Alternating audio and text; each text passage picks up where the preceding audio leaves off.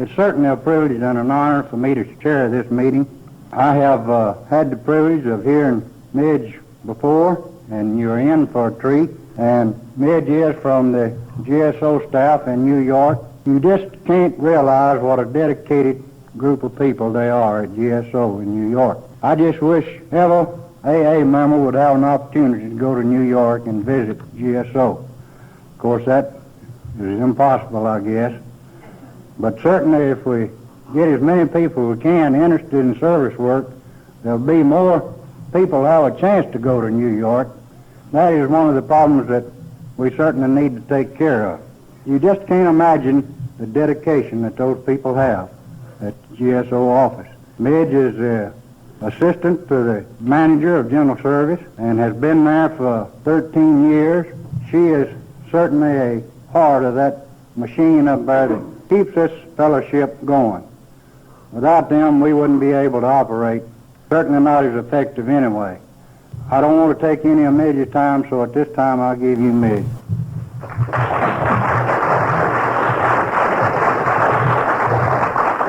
Thank you, John. Good morning, everybody. Good morning. I loved your slogan, happiness is sobriety. And on this very beautiful June morning, isn't that true?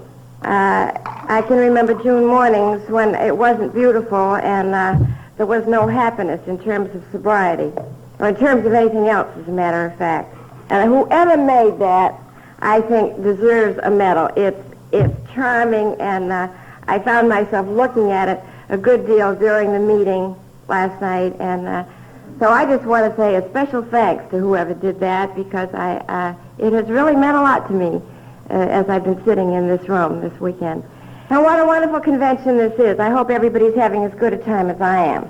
It's a very, very special pleasure for me to come to Texas. When I left the office Thursday, I went in and said good night and temporarily goodbye to Bob.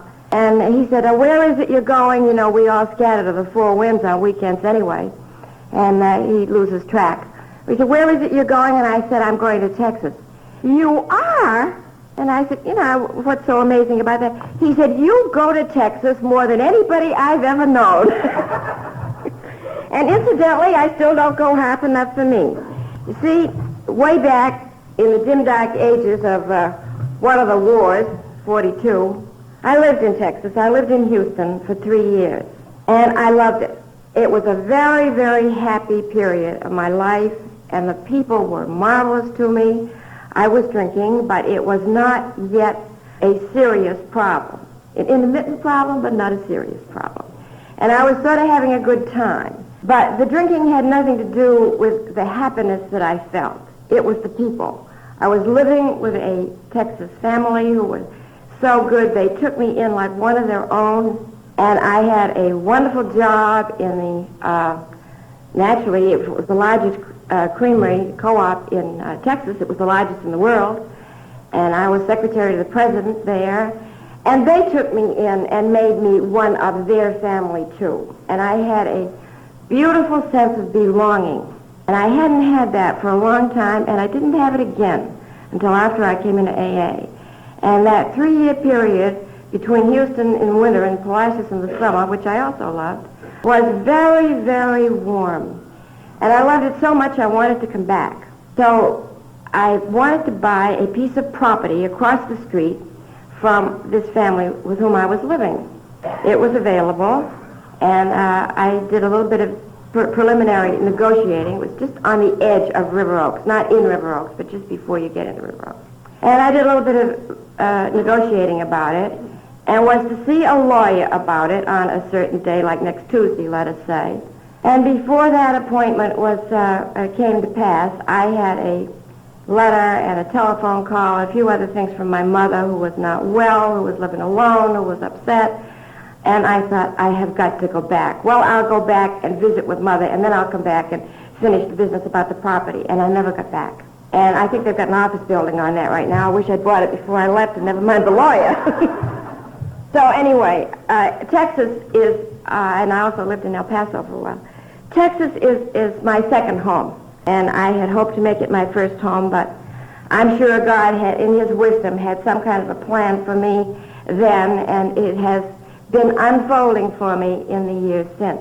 I can remember as a teenager the kind of a person that I was. I can remember it very well, because some of those feelings now come over me. I don't like them, but it happens to me from time to time, as I think it does to most of us. As a teenager, I was terribly, terribly shy. I was very withdrawn. I could not talk with people, either my own classmates or with older people. I did not communicate with my parents particularly well, but with them it was easier than with anybody else, strangely enough, for a teenager. But it was. But outside the home, I was really all bottled up. And my dear mother, for some reason known only to her, which she tried to explain to me and I never understood, had for some time imbued me with the idea that I was the homeliest gal that ever was born. And what she was trying to do was to tell me that beauty fades, and because I certainly wasn't, and what was inside was more important. But to a teenager, it didn't come across like that at all. And she lovingly called me her ugly duckling, introducing me to friends of hers and little things like this. And so, you see, I completely believed this. And this didn't help the shyness and the terrible feelings of lack of confidence and self-doubt that I had about myself anyway, which I think is probably part of growing up. But mine was doubled by this, to the point that I wouldn't lift my head when I walked along the street. I'd walk with my head down. And if I saw somebody I knew coming towards me on the sidewalk, I would cross the street because I thought, I'm so ugly they don't want to talk to me. And with that framework, I had my first drink at 16. My dad gave it to me at a family Sunday afternoon cocktail party. And I thought this was marvelous as he passed the tray with the glasses on it, all alike. This was no special little deal with some grenadine in it to look pretty for me. This was a real one, just like the rest of them were having. And he handed the tray to me, and I took it quickly before he thought maybe he was making a mistake. And I sipped it, and I enjoyed it, and it was warm as it went down, and it was a sensation I never had before. And when I finished it, something beautiful happened. Up came the head. I could walk around the room just like people. I felt that I had finally become a full-fledged member of the family. This drink was a token of my acceptance as an adult in the family, which I wasn't. And it had a great deal of meaning for me. But then something else, I could talk to people. And I remember talking to my dad was a dentist, and I remember talking to a dentist friend of his that I had always been a little bit afraid of. And we talked, and I said something, and he responded, and he laughed. And he laughed in a friendly, sharing kind of a laugh. He didn't laugh like he was laughing at me, and I'd had this happen too. And this was just marvelous, and I only had one drink that day, and when I went to bed that night, I had this wonderful sort of a glow of being a part of the world. And I thought a good deal about it, and I knew that the source of my being able to join the human race in this fashion was because of that drink. So I decided that I was never going to be without a drink again if I could help it in social situations. So you see, I drank in the very beginning for something besides just the sociability of the drink. I drank because the drink did something for me. It put the missing X factor into me to make me able to function comfortably. And I think perhaps this is the first mark of an alcoholic, that we drink for a specific reason. It wasn't very long before I had what might be called in this day and age, a nervous breakdown. I was not doing well. I was in business college, and I was not doing well in school. There was no particular reason for this. It wasn't an unhappy love affair or anything exciting like that. It was just I kind of fell apart. And so I went to a doctor, and he found out there was nothing wrong with me, and I needed something to help me eat. Oh, I wish I had that problem today. I needed something to help me eat, and I needed something to help me sleep. I still do have that problem. And so he prescribed a can of beer before dinner every night to help my appetite, and a can of beer before going to bed to help me sleep. We changed that prescription before long to wine because I didn't care for the beer too much. And this started my drinking alone. Now you see, the alcohol, there's nothing social about this at all now. This is a prescription that was given to me by a doctor. All I can say is, thank God, tranquilizers weren't invented then.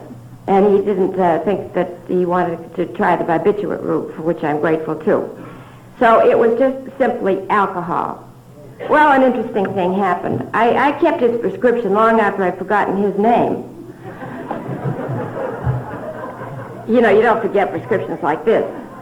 But this started a pattern of daily drinking for me that went on uninterruptedly for 19 years. But when I was going out dating, of course I always dated people who drank, and I went out and drank as much as I could manage or con or get or something.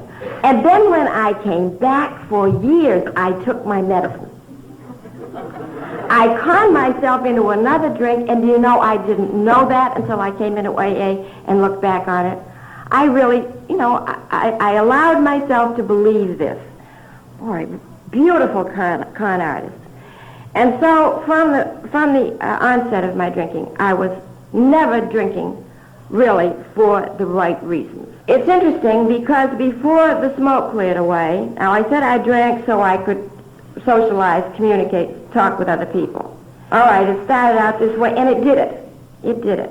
When I finished up, I was alone in a room in my own home, isolating myself from everybody.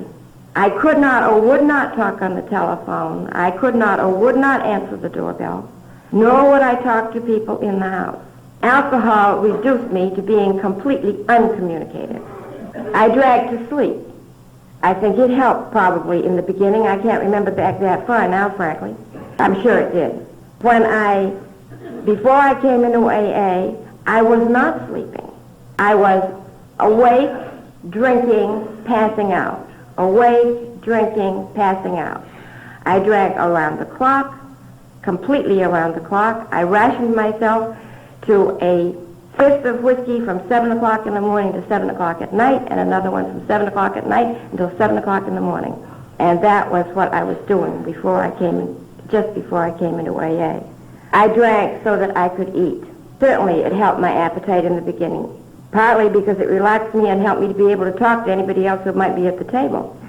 When I came into AA, I had eaten very, very little. My husband claims for 6 months. Of course, this can hardly be possible, except with that amount of whiskey. You really don't eat very much. And I can remember getting up. The one thing I love to do, I love to come out of that room at night and walk the floors and listen to what I call the sleep sounds, everything from the puppy to my husband snoring to the kids having dreams or nightmares, whatever they were, up in their little rooms. And I would walk around listening to them and feeling a contentment. At least they were all there and safe.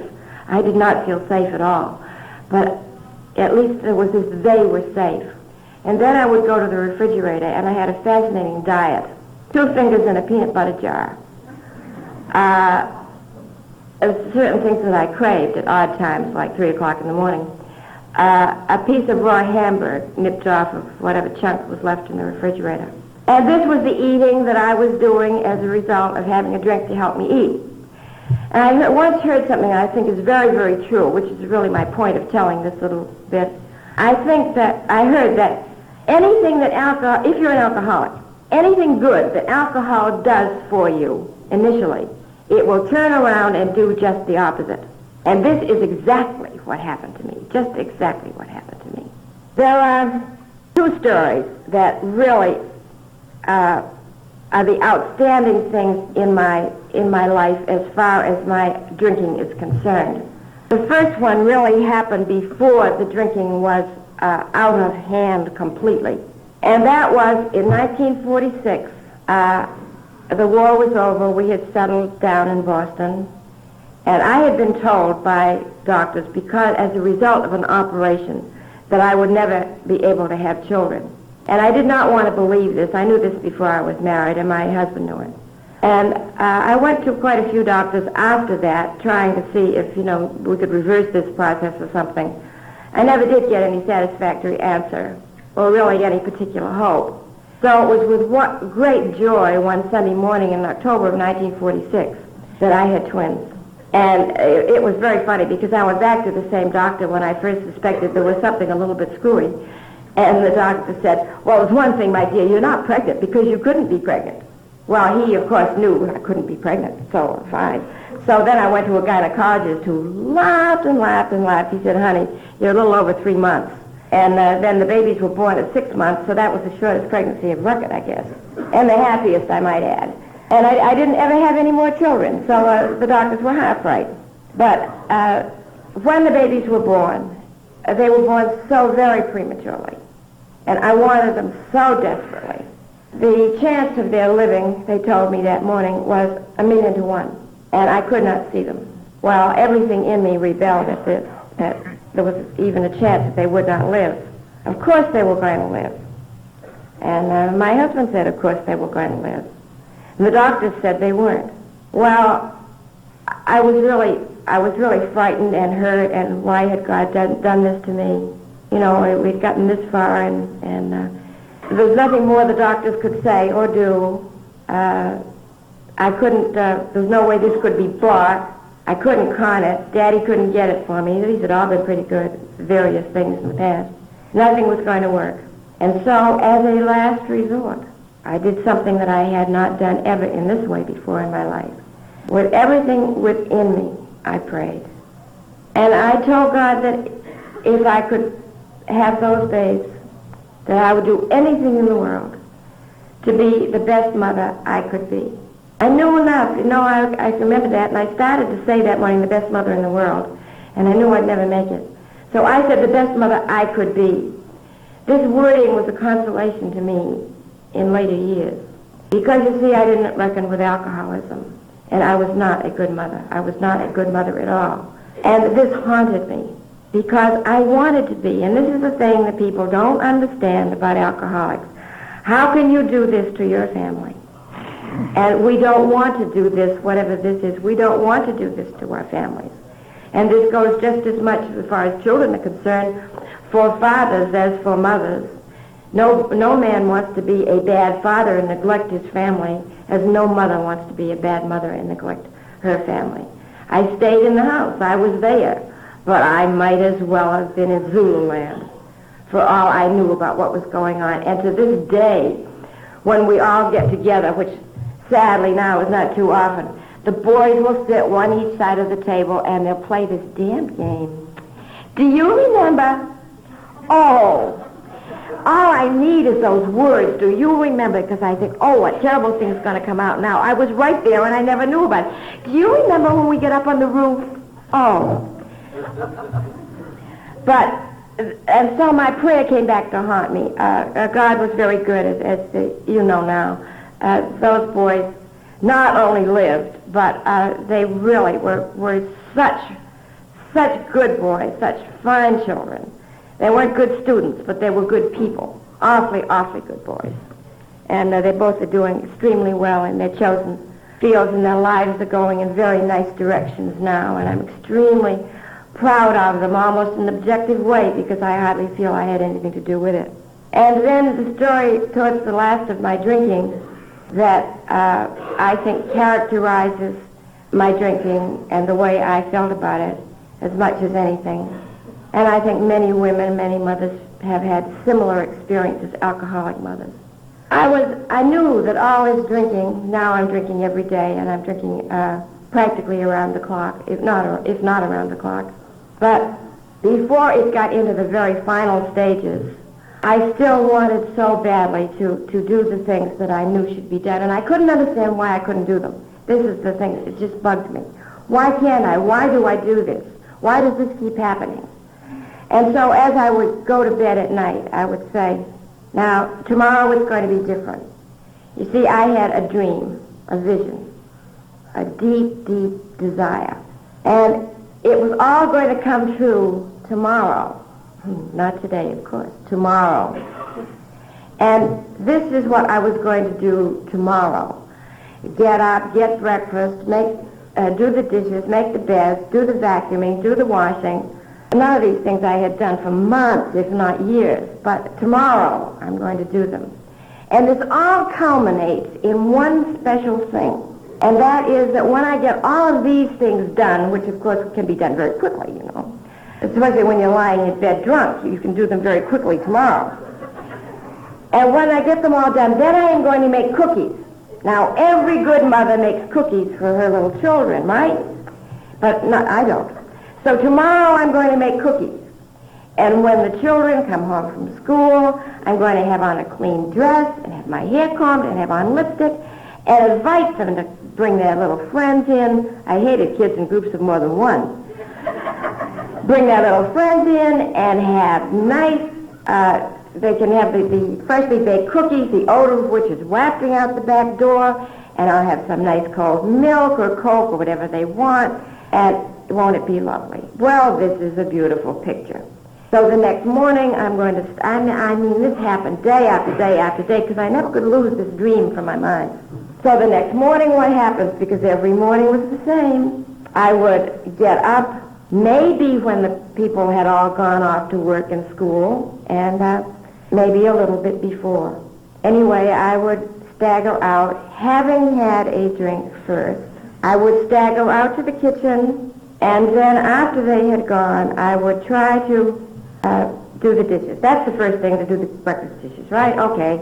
So I pick up the first dish to take it to the sink. I can't carry a cup and saucer in one hand, certainly, because the saucer wouldn't stay. A mug, maybe I could handle. My hand is shaking so badly I can't possibly do the dishes. I can't even get them off the table. But I know a cure for this. I know a marvelous cure for these shakes. Now, I wasn't going to drink today. I can remember that. But one, the cure of the shakes I've got to have before I can do it. Well, anybody knows this. Of course I have to have one. And so with that rationalization, I have one drink, which does not quite cure the shakes, of course. And so I have to have another drink, naturally. The next thing I know, I apparently have gone to make the bed in a minute, somewhere along the line, and a little hand is shaking me, and a voice is saying, "Oh, Mommy, you haven't got a headache again," and I could die. I don't think that I will. Now I can equate one drink, because it was one drink I know that landed me up into that situation every day. It was one drink that made me experience this, which was to me, but fortunately not to them, a very deep humiliation. I was letting them down, I was letting myself down. And why was I doing this? Why did this keep happening? I could not understand. But one drink means this to me. And I know that I cannot have one drink. I could never con myself into believing I could have one drink. And I might add at this point, as an alcoholic, who ever heard of one drink? Who wants one drink? Not me. I reached the point of no return along about this time. This was in 1955. My boys are 8 years old. And although alcohol did not rob me of my family, did not rob me particularly materially, it would have. I was just coasting on the thin edge. But it very nearly robbed me of my life. It robbed me of my will to live. I felt there was nothing to look forward to. There was no place to go. I was caught in something I did not understand. I had become a person that I abhorred. I hated myself. And I wanted to die. And I came out of a prolonged blackout. It had lasted. My husband helped reconstruct it for me later. We figured it had lasted for 3 days, in which I didn't know anything. And in those 3 days, I had come out of that room and driven the car and done all kinds of things. I'd been more active than I had been for some time, but I didn't know it. Anyway, I emerged, and I remember standing in the hall and looking down at myself, and I could see myself. I could see myself. And it was horrible. Stringy hair, dirty bathrobe. I hadn't had a bath since God knows how long, because I fainted once when I got out of the bathtub after I'd been drinking. You don't stop drinking, you stop taking baths. I couldn't put my head down to wash my hair because I would gag. I couldn't brush my teeth for the same reason. And All of these things I could see and feel and smell. And suddenly I couldn't stand it. I just could not live one more minute. I could not live with this creature that I was. So I sat down to debate about how I was going to dispose of myself with the least amount of trouble to me and everybody else.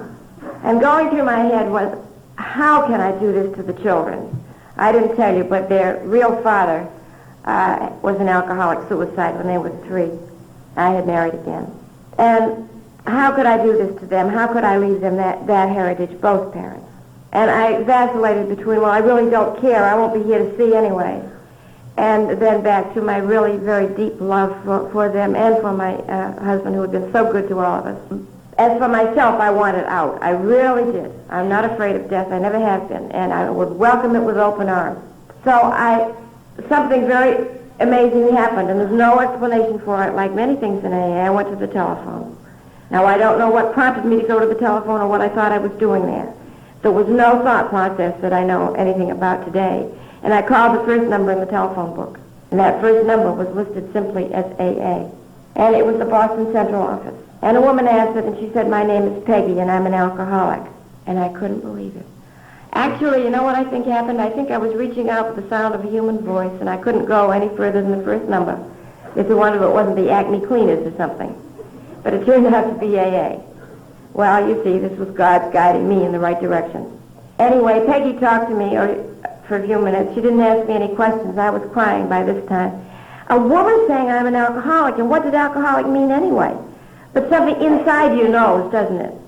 It did with me. Something inside me knew that she knew a lot about me. And so she asked me if I'd see anybody, if she could find a couple of gals to come see me that morning, and I said yes, I would. And so they came. And one of them became my sponsor, Ada, and she was a beautiful power of example. I loved her on sight. She didn't look down on me. I was doing enough of that for both of us. She was so warm and so lovely, and she told me her story. And she had a very fascinating story to tell because she'd been an outside drinker, like going out and drinking in the woods with a handyman and all kinds of interesting things like that. I thought she was quite daring, and it was a little spicy. And I felt my story was very drab in comparison. But nevertheless, she also had a family, and I really could identify with her. Only thing I couldn't identify with her was that she was so fresh and sweet and clean, and she had on a pretty yellow fluffy sweater, and she had on lipstick, and she had bright shiny eyes, and So anyway, I said, Ada, I've got to ask you a question. How do you get sober? She said, honey, you stop drinking. I thought that was a rough. You know, this AA thing, whatever it was, you've got to have a better answer than that, for goodness sake. So then I said, you mean now? She said, yes, now. She didn't say, are you ready? Do you want to? You know, nothing. Now. Which was very good. Then she said, well, I'd made the call after all. Then she said, we will help you. And, oh, brother, did they help me. Nobody said anything about drying out places, pills, or anything of the sort. She said, you just don't drink. And that's all I knew. And that was enough. So I paced the floor. I'm glad I remember getting sober. Because in the midst of that, about the second day, I guess it was, a man who was a member of her group, which became my group later, called me, and he said, how you doing, honey? I'd never met him, of course. And I said, oh, awful, awful. I am so sick. I said, I can't sleep, I can't eat, I can't sit down, I just restless, and I don't know what I'm doing. And he said, you never have to go through this again if you don't want to. And I never forgot those words, and I haven't wanted to. And that was April 14th of 1955. And with the help of all those people and all of you, the program is Alcoholics Anonymous, I haven't had a drink since then. And this is a miracle, because I didn't think I'd stay sober for 20 minutes. And believe me, I am eternally grateful for this. Well, she took me to my first meeting. My husband didn't want me to go. He tried to interfere with that just before I went. And he said in so many words, I don't want you to go. Well, he's not one to order anybody around, mostly me. And I turned around and snapped at him, and I said, John, I don't give a damn what you want. This I have to do for myself. I don't know where that came from, but that's what I said. And he withdrew very quickly, and I went with them. I was interested to see what all you drunks were going to be like. There was only one person who looked like a drunk at the meeting. Guess who? I wanted to be, everybody was so good. Oh, they were so good to me. And I was very, very sick. As a matter of fact, they had to carry me into the hall. The man sitting back, they had a book raffle in that area, and he won the big book, and he said, is there a newcomer in the house? And I got my feet for a change, and I said, here! And he gave me the book. Anonymity, I didn't know anything or care anything about anonymity, because somehow, from something Ada had said, I guess, I knew that the answers to everything were in that book. And they're still right there. The answers are in the book. And I was so grateful to the man for doing that and for giving it. It was an old-time event, and he had given it, was going to give it away and share his good fortune of winning it with a newcomer. And, it just meant so much to me. My life in AA has been a beautiful, beautiful experience. Recently, a girl at an assembly in Massachusetts, as a matter of fact, said, I hear you girls speak from GSO, and I hear about your story, and I hear about the services, but I don't know what service really means to you. What are the benefits of service? And I thought this was rather interesting, and it would be impossible to enumerate the benefits of service, and I'm not really going to try to, but I want to tell one little story. In the first place, I'm not going to give what could be called a service talk, really. But in the first place, this business of service and calling anything in AA a separate thing, I find very un-AA. I feel exactly the same way about people saying, well, I don't go for the spiritual part of the program. There is no spiritual part of the program in my book. It's the spiritual program. Service is not a special part of AA, service, or like a special brand of AA. Service is a part of the whole. And unless I, as an AA member, participate in the entire program of Alcoholics Anonymous, with all the things that are available, to the best of my ability, I am not getting the benefits that are available to me in AA. Now, I absolutely believe this. And the very first thing that happened was shortly after I had been going to the group I joined, the Wellesley Hills group.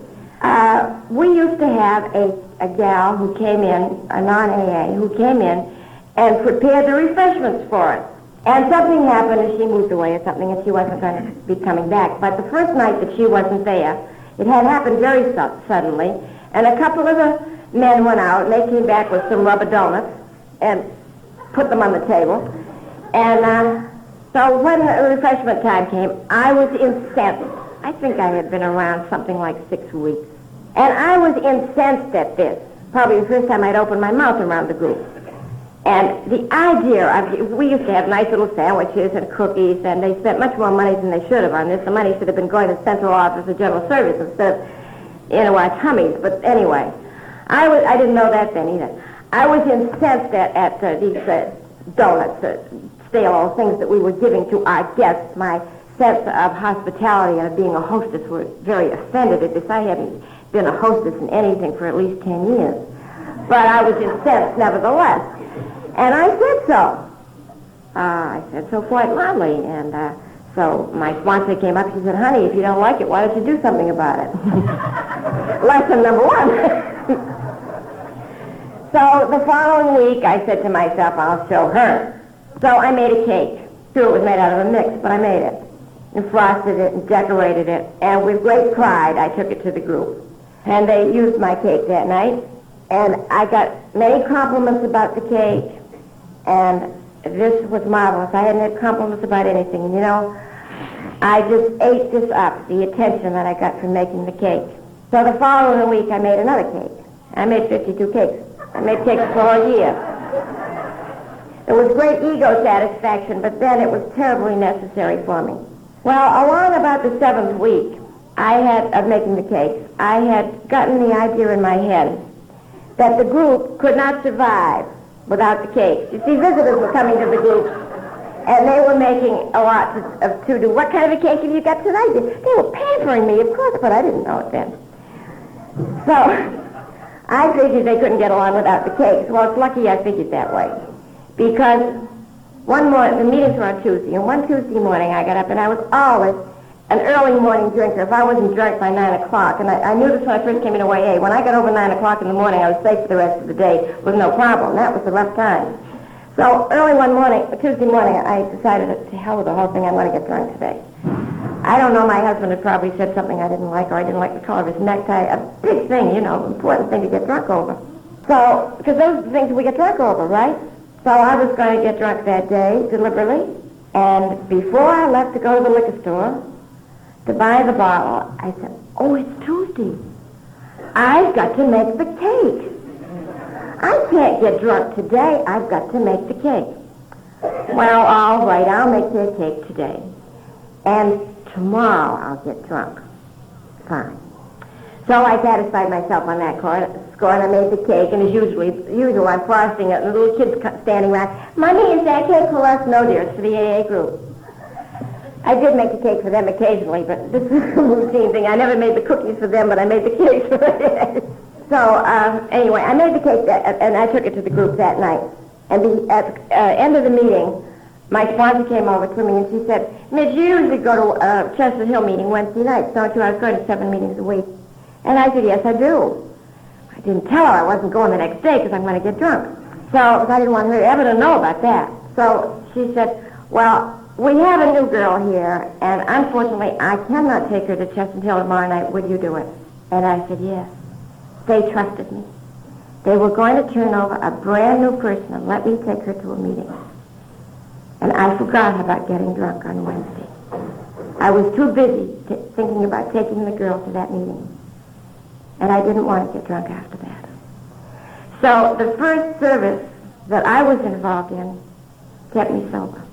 Very definitely kept me sober. And I think this is one of the things that service does. I think that any involvement in AA, whether it's, because anything one does for AA is a service. But the service really, like 12-step work, the service really is not as much to what you are doing to help somebody else or to write a program or to whatever the situation is that you're involved in. In the long run, the service has always been to me. The benefit has always been to me.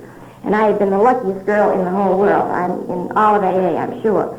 But nothing that I have done, anything that I have done is just as available to anybody else.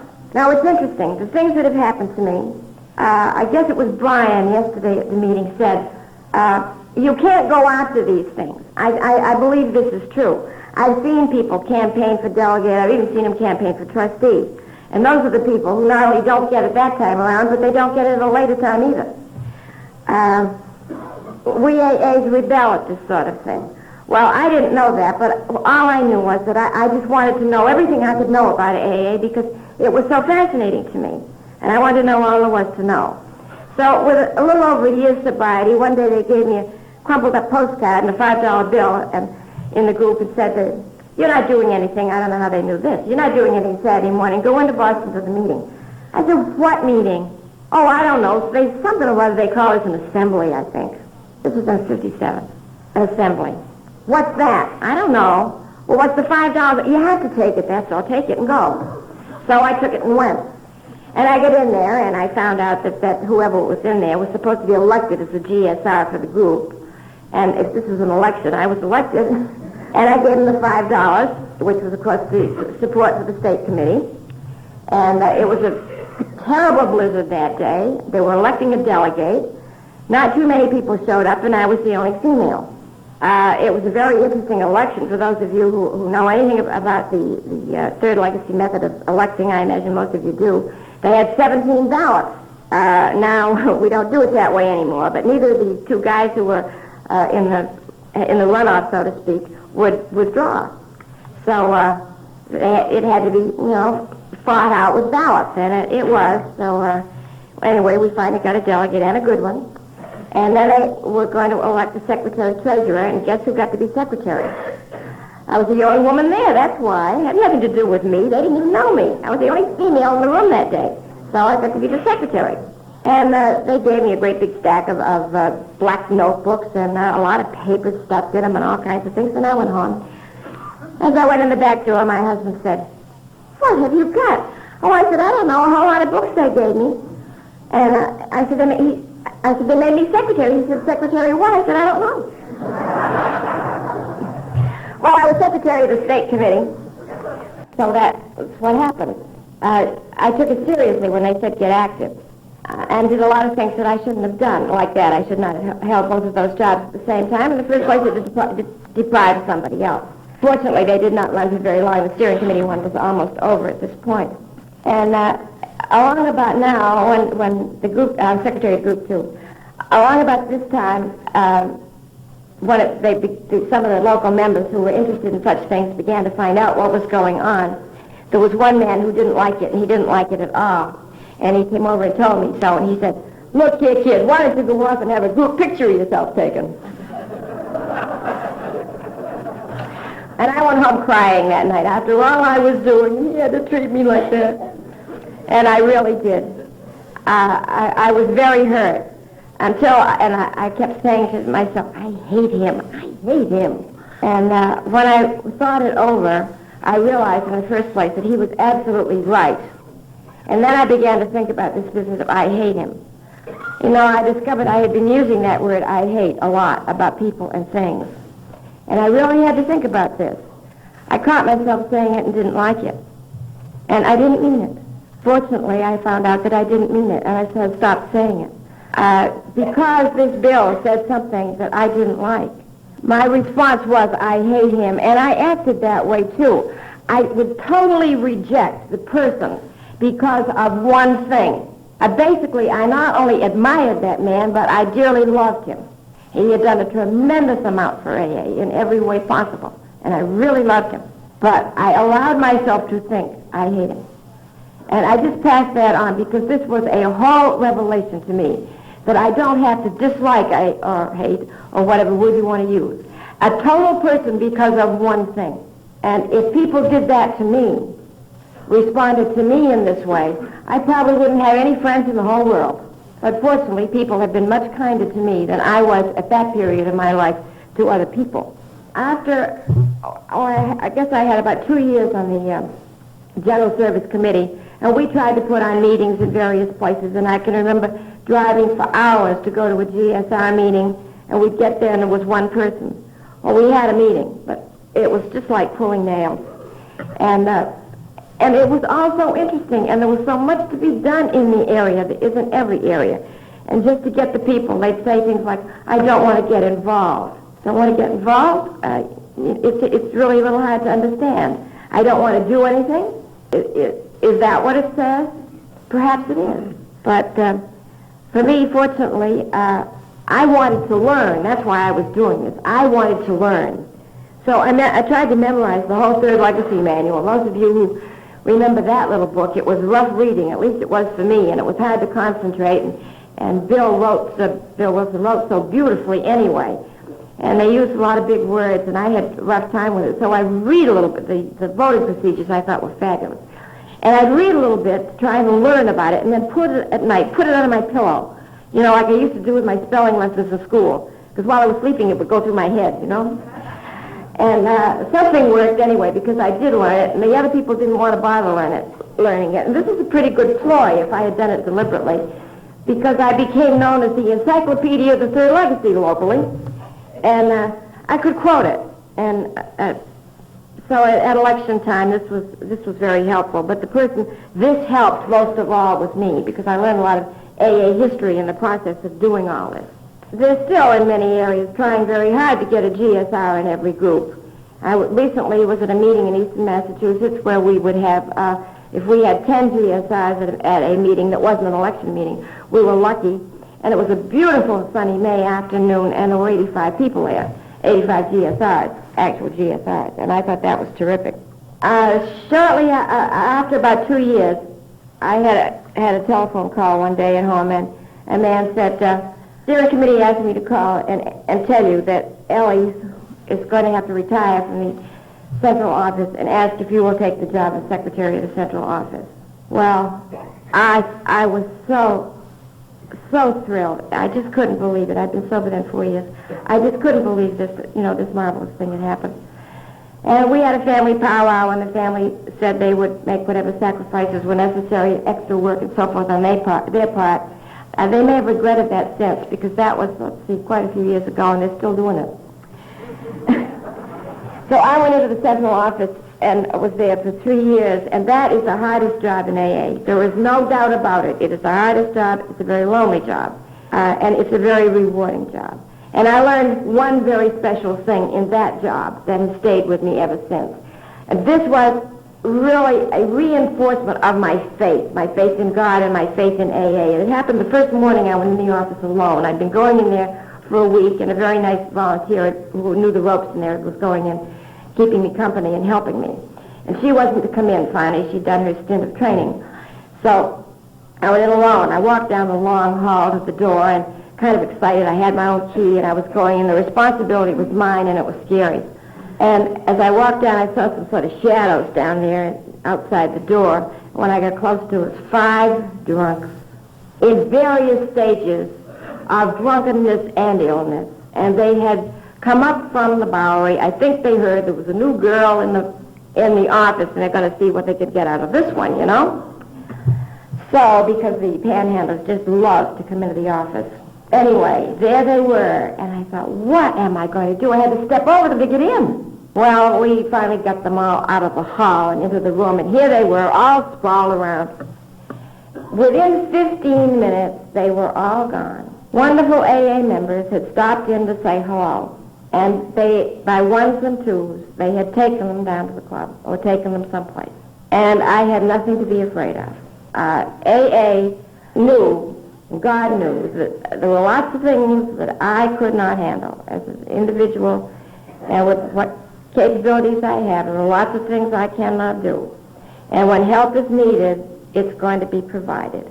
And I learned that lesson that very first day. And that lesson has never let me down. And believe me, that is a most worthwhile lesson to learn, and I am grateful for it. After 3 years, everything happens to me on telephone calls. Another telephone call, this from what was then the current delegate for my area, and he called me and he said, Midge, I just had a letter from General Service, and they want me to to choose a girl in this area and have her fill out an application for a staff job at GSO. And I said, oh, that's interesting, Frank. I'll look around and see who I can find, who might be able to do it. And he said, no, that isn't really what I had in mind. I think that I'm calling because I want to ask you to please fill out the application. And I said, well, you're crazy. I can't do that. Look, I've got a family. My husband's job is here. My parents live here. We own our own home. I mean, forget it. It's nice of you, but anyway, I couldn't do that. Frank said, well, just do me one favor. Go home and talk it over with John. So I went home that night, and I said, John, Frank called today, and I said, he's out of his mind. He's got the nuttiest idea, and I told him what it was. John said, what's so nutty about that? Well, I said, well, what should I do? He said, fill out the application, like Frank says. Just fill out the application. I said, do you know what that would mean? Or I wouldn't get it anyway. He said, you fill out the application and we'll take it from there. See, he's not an alcoholic, and he's got a much better AA program than I have. So he said, we'll just take it from there and let's see what happens. So then the miracle started to unfold. It was very slow, but it finally was, and eventually John got a transfer to, he had a government job, VA, and he got a transfer from Boston to Newark. They were just looking for, he had an opening for the particular work that he does in Newark at that time. Impossible, but it happened. We sold one house, bought another in 24 hours. Our house has been on the market for some time, so we wanted to buy a bigger one anyway. In Massachusetts, couldn't sell it. The minute this happened, the next day, 2 people wandered in and bought the house. Obviously, it was the right thing because things just fell into place. My boys, their lives were improved. All our lives, everybody's life was enriched in many, many ways because of what happened to me. And the rest of the family did it willingly and lovingly for me. And believe me, that is a tremendous thing.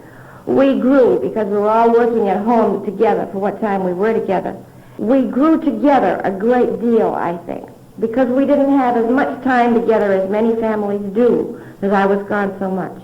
I think it enriched the time that we did have together. I think it meant more to us. And my boys have been brought up in AA, really, as a part of AA, with AA philosophy as a part of their lives.